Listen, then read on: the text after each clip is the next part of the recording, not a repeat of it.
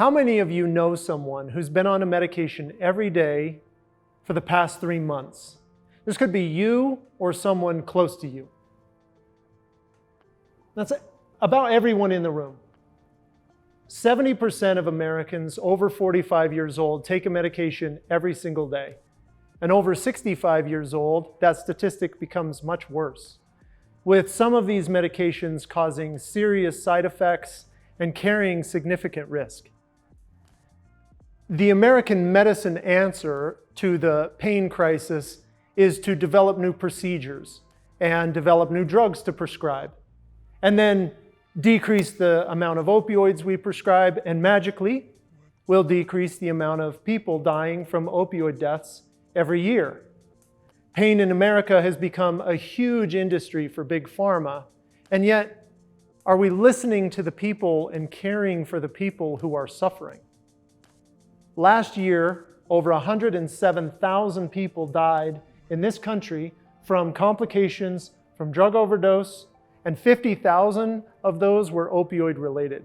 That's an uptick from the year before. The American Center of Drug Abuse says that 10 million Americans abuse opioids every year.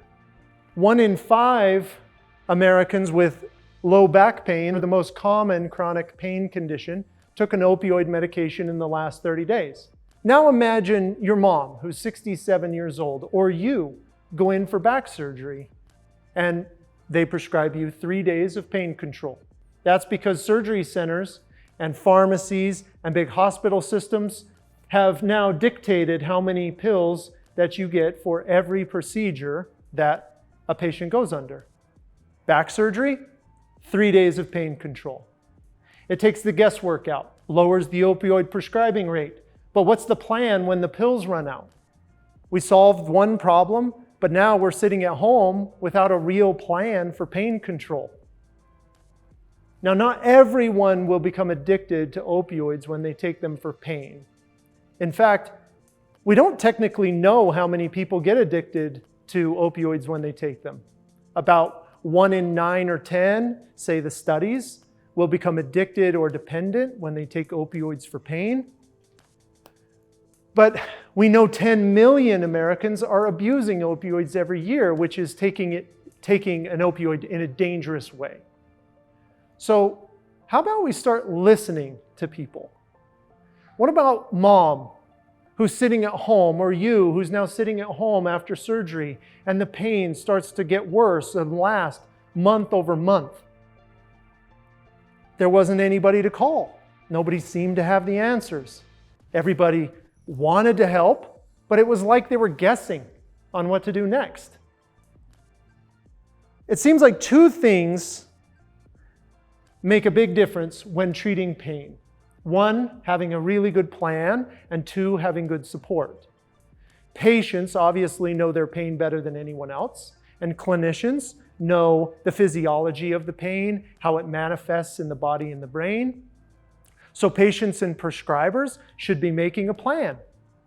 It should include medications, maybe opioids, medical cannabis, functional therapy. But the plan won't work without good support. We also know that pain has a really strong emotional and traumatic component. We know that counseling by licensed therapists is as important or even more important than treating chronic pain than just the prescriber and the pills. And it seems to be because there's a connection between the emotional part of the brain and the logical part of the brain that forms thought paths or calluses that are really difficult to treat. It's why things like cannabis and ketamine or psychedelics have become much more common in the pain research. Because breaking the connection between the emotional part of the brain and the logical part that's causing these problems seems to be the answer to breaking the cycle. You really need both a prescriber and a behavioral health clinician embedded at the point of care to accomplish better outcomes for patients. Plus, you need to use every available medicine, including alternatives like medical cannabis, to make that difference. So making a plan between patients, the prescriber, and the behavior clinician is actually the best way to meet patients where they're at and treat them both emotionally and physically at the same time. Don't you and your mom deserve a plan and support after 3 days after back surgery? Quality care isn't a one-lane road. We should not be restricted on the way we listen and care for patients. We've got to start listening and supporting people. We have to make those plans, and we can end the opioid epidemic. We can treat patients better, and we can reduce opioid prescribing at the same time. If you or somebody you know is taking a medication chronically, you're getting surgery, you want to discuss a pain control plan, or you just want more information about what we're doing, check out KindlyMD.com. We embed therapy and prescription medicine at the point of care. We use every medicine available, and we treat patients by listening first.